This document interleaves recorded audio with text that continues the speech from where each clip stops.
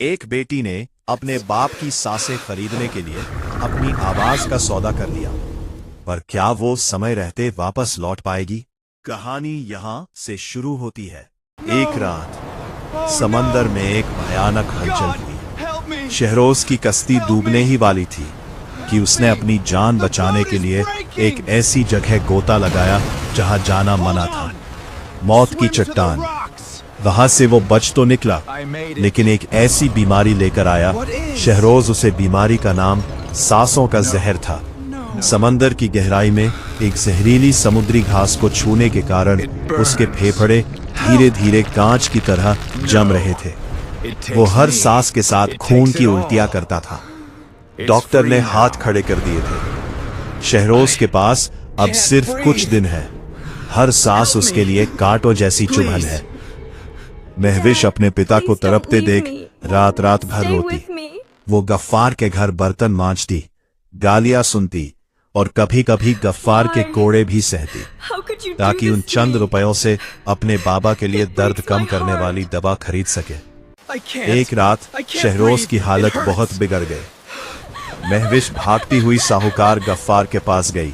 गफ्फार ने मुस्कुराते हुए कहा, तुझे दवा चाहिए? मिल जाएगी, लेकिन बदले में तुझे अपनी आवाज मुझे देनी होगी।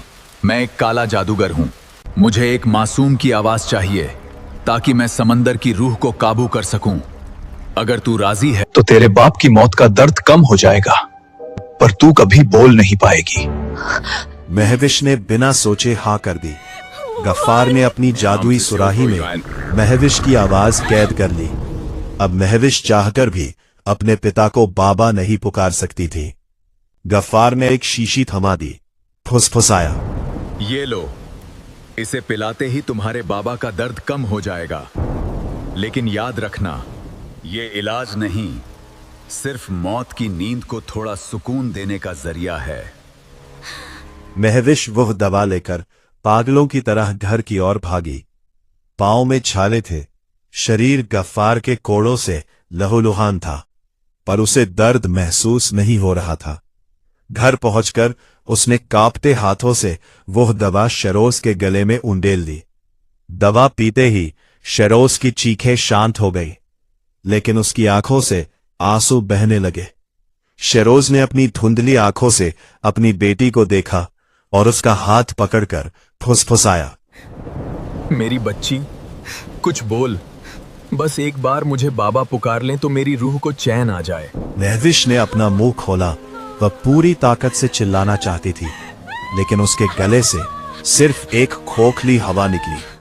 उसकी आवाज गफ्फार के काले जादू की सुराही में कैद हो चुकी थी। वह अपने ही बाप के सामने बेजुबान खड़ी थी। अपनी बेबसी से तड़पकर वह आधी रात को समंदर की लहरों की ओर दौड़ी और रेत पर गिरकर बिना आवाज के रोने लगी। उसके दिल की चीखें समंदर के सन्नाटे को चीर रही थी। जब महविश के दर्द भरे आंसू समंदर के खारे पानी में मिले तो लहरों के बीच एक हलचल हुई। एक नीली रोशनी के साथ सारीना प्रकट हुई। सारीना एक जलपरी थी, लेकिन उसकी आंखों में वही दर्द था जो महविश की आंखों में। सारीना ने बिना शब्दों के महविश का दर्द पढ़ लिया। उसने अपना ठंडा हाथ महविश के गाल पर रखा और इशारों में कहा, गफ्फार ने तुझे धोखा दिया है।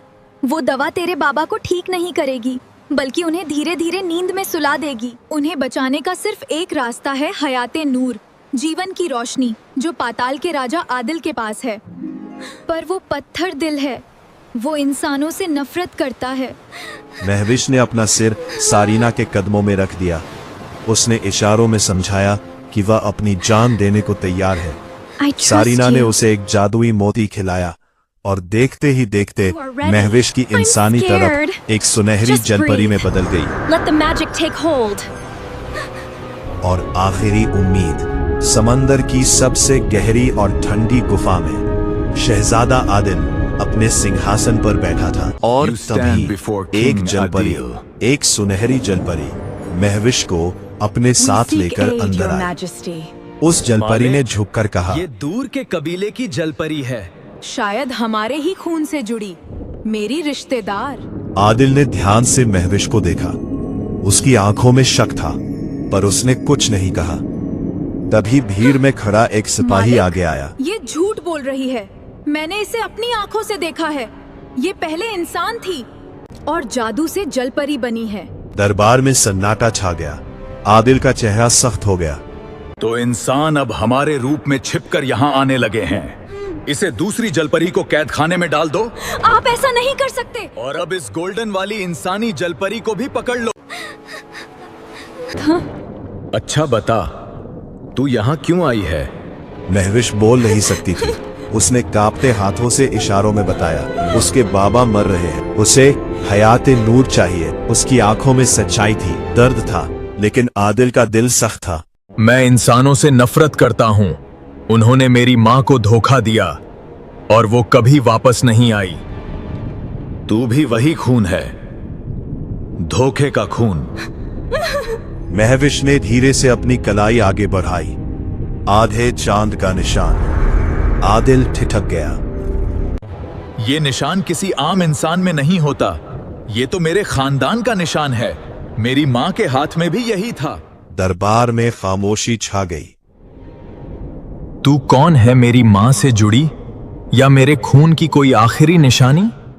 दरबार में खामोशी छा गई। आदिल ने हयाते नूर उठाया। अगर तेरी बात सच है तो मैं तुझे ये दूंगा, लेकिन कीमत, तू हमेशा के लिए इस समंदर की रूह बन जाएगी। महविश ने बिना सोचे सिर झुका दिया। महविश ने हयाते नूर को अपने दिल से लगाया और रोशनी बनकर समंदर में बिखर गई। उसी पल दूर किनारे पर उसका बाबा जिंदा हो गया। लेकिन हर रात वह समंदर किनारे आकर कहता, मेरी बच्ची, एक बार बाबा कह दे।